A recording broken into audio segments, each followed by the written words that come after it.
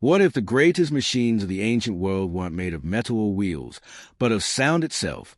Stay with this, because what you're about to hear rewrites how we think massive stone was moved and shaped. Keep watching closely, because the clues are hidden in echoes, not ruins. Across scattered ruins on different continents, there are structures so precisely fitted that even a blade cannot slide between stones weighing tons. The mystery has never been just how these stones were transported, but how they were shaped and positioned with such accuracy using tools that appear primitive by modern standards. Marks left on some blocks do not resemble chisels or saws. Instead, they look smooth, as if the stone had softened before being set in place. This has led some researchers to consider an idea long dismissed as impossible, that sound itself may have been used as a tool. At first, this idea sounds like fantasy. Sound, after all, feels intangible. We hear it, we feel vibrations, but we do not think of it as something that can lift, shape, or mold stone. Yet in modern laboratories, we already use focused sound waves to move tiny objects, to manipulate particles, even to levitate droplets. The principle is not magic. It is resonance. When sound frequencies interact with matter at specific wavelengths, they can alter how that matter behaves. What changes is not the object's mass, but how forces distribute across it. The ancient builders may not have described this in scientific language, but they may have understood resonance experientially. Music and vibration have been central to ritual across cultures.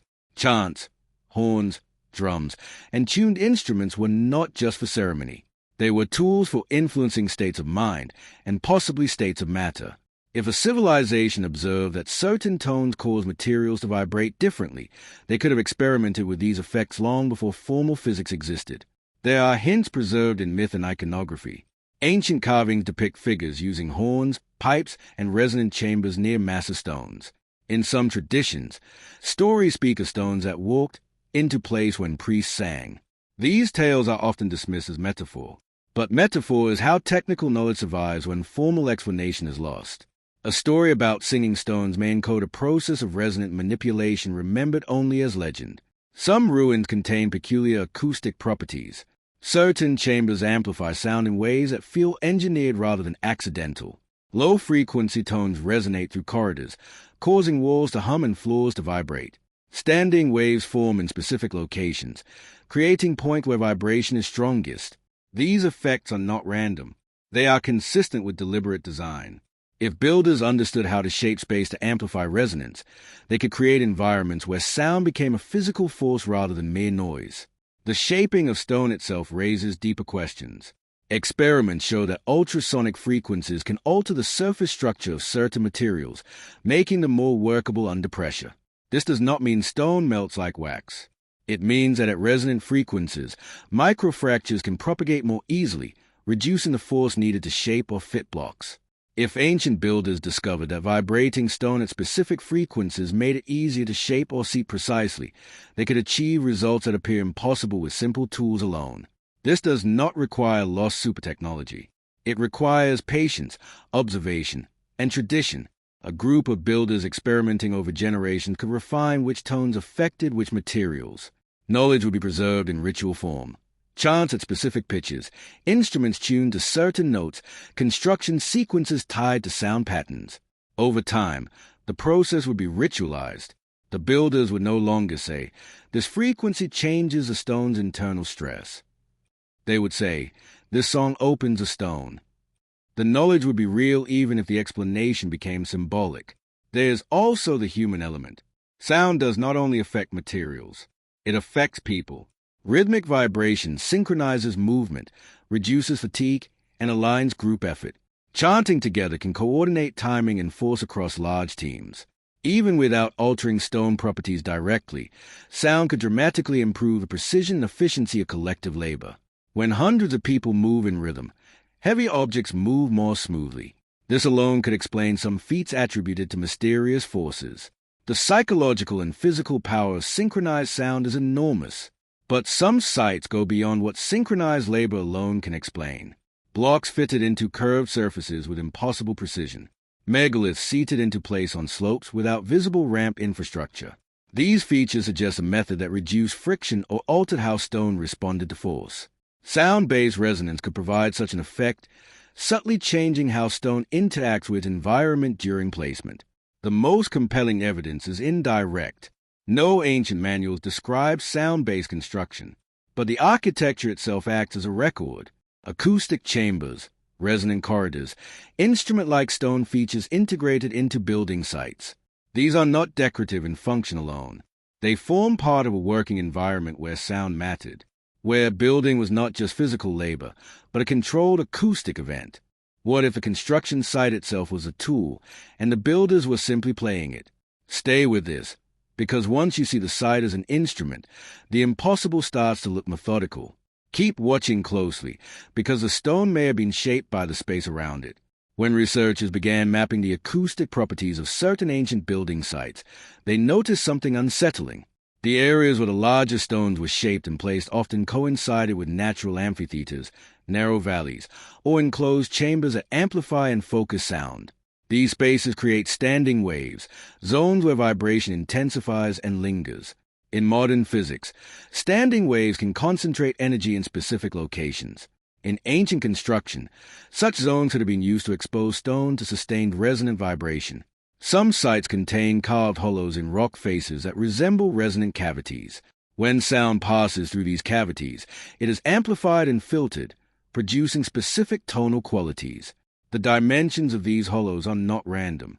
Their proportions correspond to frequencies that travel efficiently through stone. This suggests that the builders were not just making spaces that echoed, but spaces that tuned sound. The site itself functioned like a massive instrument, with the landscape shaping the sound as much as the sound shaped the work. Imagine a construction sequence where large stone blocks are brought into a resonant zone. Builders chant or play instruments tuned to the cavity's natural frequency. The stone vibrates subtly. Micro-stresses within the block redistribute. The surface becomes slightly more responsive to shaping and seating. Workers guide the block into position, while vibration reduces friction and improves fit. This would not look dramatic. There would be no levitating stones. It would look like patient, rhythmic labor aided by a strange hum in the air. The result, however, would be extraordinary precision. Over generations, such practices would become formalized. Certain songs would be reserved for moving stone, others for fitting joints, others for settling blocks into place. The songs would be as much tools as hammers. Losing the songs would mean losing the method. This may explain why later builders, inheriting the sites without the acoustic tradition, could not replicate the same precision. They saw the stones. They copied the forms. But without the resonant context, their results were less exact. This also reframes ancient ritual spaces. What we call temples may have doubled as acoustic laboratories. Ceremonial chambers with unusual resonance may not have been built solely for spiritual experience. They may have been training grounds where builders learned how sound interacts with space and material. Spiritual language may have preserved technical practice when direct explanation faded. A ritual chant might encode the correct frequency for a particular construction task. The chant's sacredness would ensure its preservation long after its original function was forgotten. There's a reason music is so central to human culture. Sound is one of the few forces that can coordinate large groups intuitively. It synchronizes breath, movement, and attention. In a sound-based construction culture, this synchronization would extend to the material world. People, tools, and stone would all be tuned into the same rhythm. This creates a feedback loop where work becomes smoother, fatigue decreases, and precision increases. The site becomes a living system of vibration and response. Over time, as societies changed and populations shifted, the acoustic knowledge may have fragmented. New groups might occupy old sites without understanding why certain chambers existed or why specific hollows were carved. The acoustic features would remain, but their function would be reinterpreted as symbolic or mystical. The practical use of sound as a construction tool would fade into legend. Stones that once responded to resonance would seem impossibly placed to later generations who no longer possess the method. This loss of method is critical. Without the acoustic framework, the architecture becomes a mystery. The stones appear too heavy, the joints too precise, the placements too refined for the tools visible in the archaeological record. This gap invites speculation about lost technology or external intervention. But the truth may be simpler and stranger. The technology was not mechanical. It was acoustic, and acoustic traditions are fragile. They survive only as long as they are practiced. If this idea unsettles you, good. It suggests that some of the most powerful tools in history left almost no physical trace. Sound does not fossilize. Songs do not leave ruins. When a sound-based tradition dies, the evidence disappears with it. What remains are stones placed by methods we no longer recognize. What if these sound-based techniques weren't isolated discoveries, but echoes of a shared tradition that traveled with people across continents? Stay with this, because when stories line up across distance, coincidence starts to look like memory. Keep watching closely, because the same singing stones appear in places that never shared tools, language, or roads. Across distant cultures, myths repeat a strange theme. Stones that move when sung to, walls that rise at the sound of horns, temples that respond to chant. These stories appear in regions separated by oceans and millennia. The details change, but the core idea remains. Sound is a force that shapes the built world. Anthropologists often treat such parallels as symbolic coincidence. But when the same functional metaphor appears independently in multiple places, it raises the possibility that a shared practice once existed, carried not by maps or machines, but by migratory memory. Knowledge does not always travel as instruction manuals. It travels as ritual, song, and story. Migrating groups may have carried acoustic techniques embedded in cultural practices. As these groups settled new lands, they adapted the methods to local materials and landscapes. The underlying principle, using resonance to assist construction, remained, even as a cultural framing shifted. This is how a technical practice can diversify into myth while preserving functional traces. The physical landscapes of ancient construction sites support this idea. In different parts of the world, builders selected locations with similar acoustic qualities: enclosed valleys, stone outcrops that echo, natural hollows that amplify low frequencies. This convergence suggests a shared understanding of how space interacts with sound. The builders may not have shared language, but they shared a method of reading landscapes for resonance. This kind of knowledge can spread through demonstration rather than explanation. You show others how a place hums when struck or sung into. They feel it. They replicate it. Over time, as these techniques embedded themselves in local traditions, they became sacred. What begins as a practical method becomes ritualized as identity. The song that once tuned stone becomes a prayer. The resonant chamber becomes a temple. The builder becomes a priest. When the social role changes, the technical knowledge becomes protected by tradition, but also constrained by it. Innovation slows. Adaptation becomes taboo. The method persists in form but weakens in function. This process explains why later builders in the same cultures could not replicate earlier feats. They inherited a ritual without the experimental mindset that created it.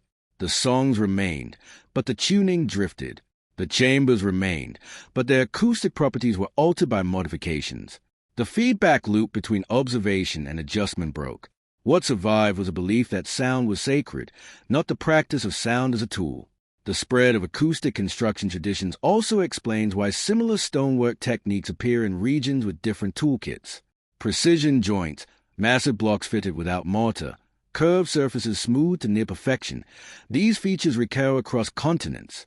Traditional explanations focus on parallel invention, but parallel invention does not explain shared mythic language about singing stones.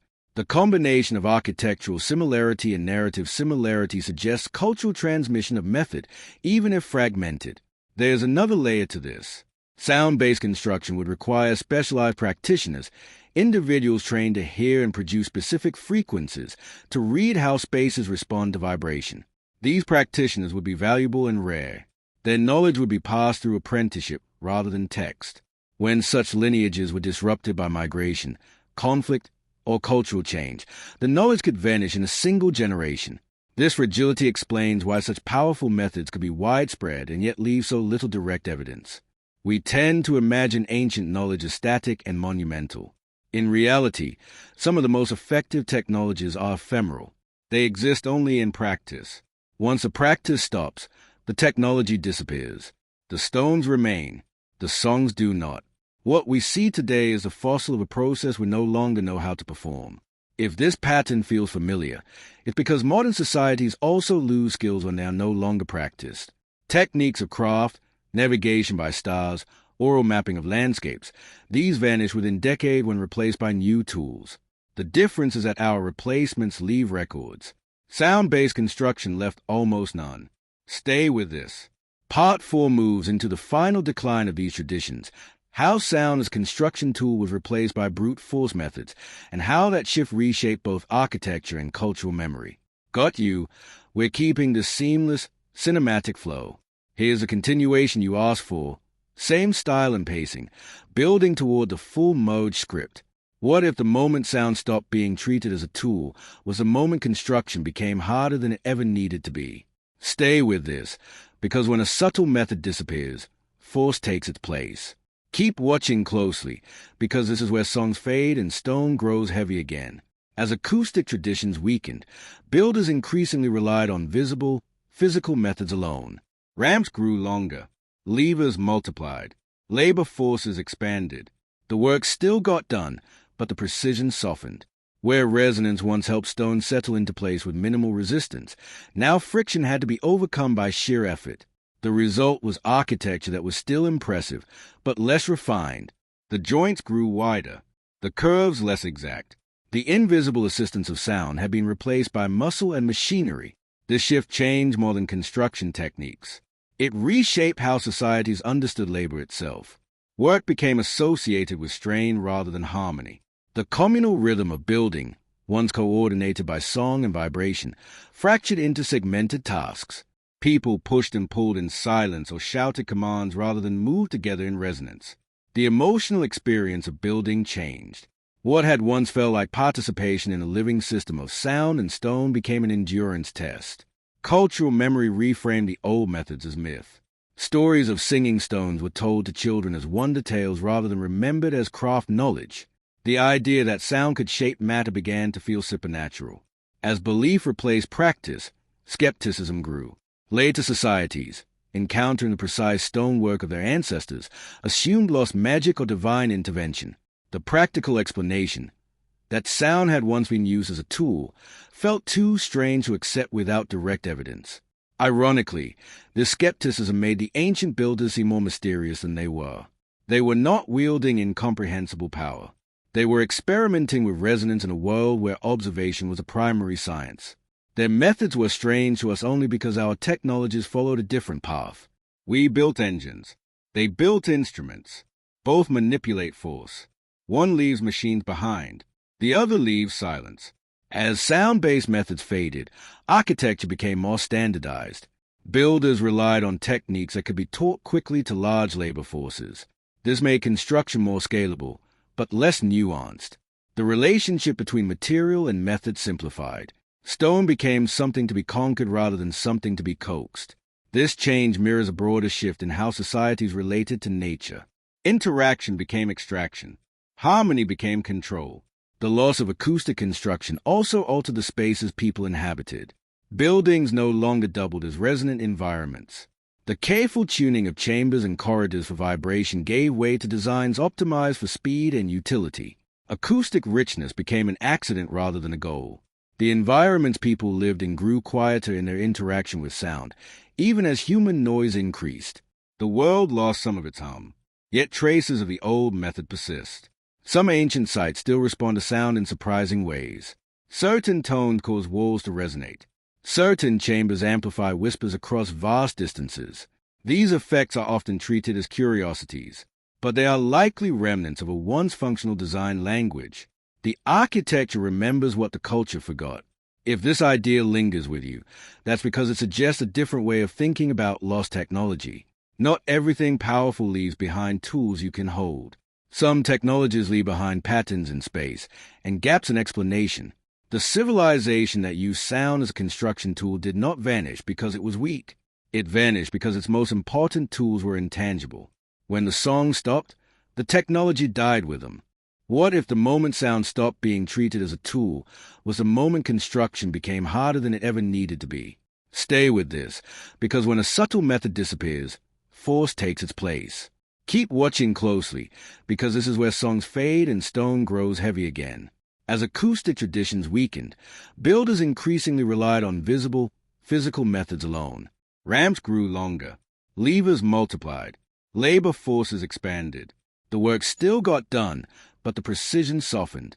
Where resonance once helped stone settle into place with minimal resistance, now friction had to be overcome by sheer effort. The result was architecture that was still impressive, but less refined. The joints grew wider, the curves less exact. The invisible assistance of sound had been replaced by muscle and machinery. This shift changed more than construction techniques. It reshaped how societies understood labor itself. Work became associated with strain rather than harmony. The communal rhythm of building, once coordinated by song and vibration, fractured into segmented tasks. People pushed and pulled in silence or shouted commands rather than moved together in resonance. The emotional experience of building changed. What had once felt like participation in a living system of sound and stone became an endurance test. Cultural memory reframed the old methods as myth. Stories of singing stones were told to children as wonder tales rather than remembered as craft knowledge. The idea that sound could shape matter began to feel supernatural. As belief replaced practice, skepticism grew. Later societies, encountering the precise stonework of their ancestors, assumed lost magic or divine intervention. The practical explanation, that sound had once been used as a tool, felt too strange to accept without direct evidence. Ironically, this skepticism made the ancient builders seem more mysterious than they were. They were not wielding incomprehensible power. They were experimenting with resonance in a world where observation was the primary science. Their methods were strange to us only because our technologies followed a different path. We built engines. They built instruments. Both manipulate force. One leaves machines behind. The other leaves silence.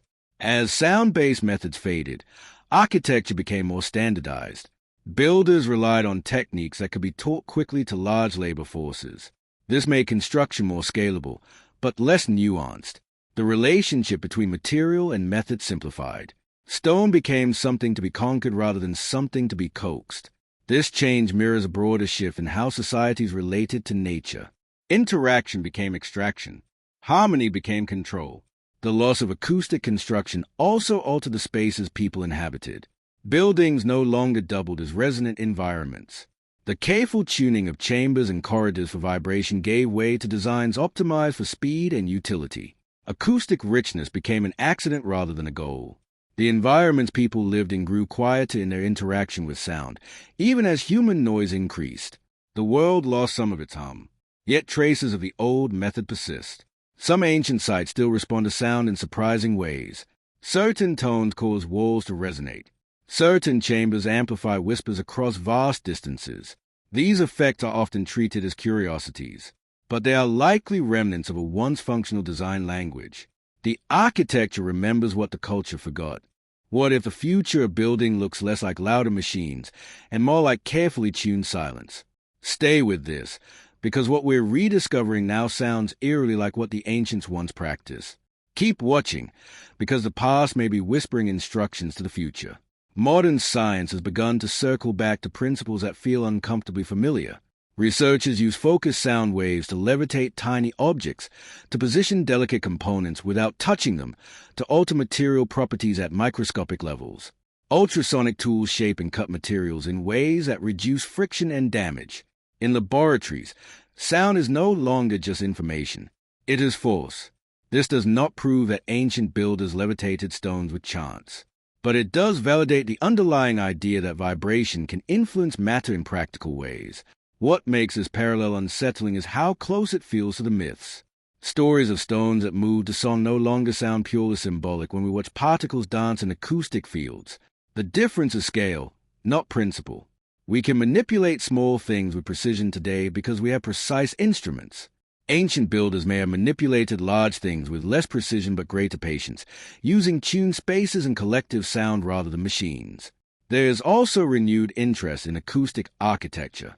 Modern designers study how spaces shape sound to improve communication, healing environments, and focus. Some hospitals experiment with soundscapes that reduce stress. Some performance halls are tuned so precisely that sound moves through them as if guided. These are small steps toward treating architecture as an instrument again. The ancient builders did not separate structure from sound. They designed spaces that participated in vibration. In doing so, they created environments that were not silent containers, but active partners in human activity. The lesson here is not that we should romanticize the past or reject modern tools. It is that our understanding of technology is narrow when we limit it to visible machines. Some of the most powerful techniques in human history may have been those that left no durable artifacts. They existed in practice, in skill, in sound. When the practice ended, the technology vanished. This makes the past look more mysterious than it was, and the present look more disconnected from its roots than it needs to be. The civilization that used sound as a construction tool may not have thought of itself as advanced. It may have simply been attentive to how materials respond to vibration, attentive to how spaces shape resonance, attentive to how collective rhythm amplifies human effort. These forms of attention are not ancient. They are human. We abandoned them not because they were wrong, but because we found faster, louder methods that scale more easily. What we gain in speed, we sometimes lose in sensitivity. Sound-based methods require listening to materials, to spaces, to each other. They require patience.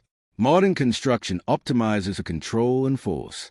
Ancient acoustic methods optimize for cooperation between human effort and material response. Neither is inherently superior, but forgetting one limits our imagination of what is possible. If this changed how you think about ancient builders, don't let it stop here. Follow for more forgotten technologies. Share this with someone who loves lost knowledge, and keep listening, because sometimes the quietest tools are the ones that move the heaviest stones.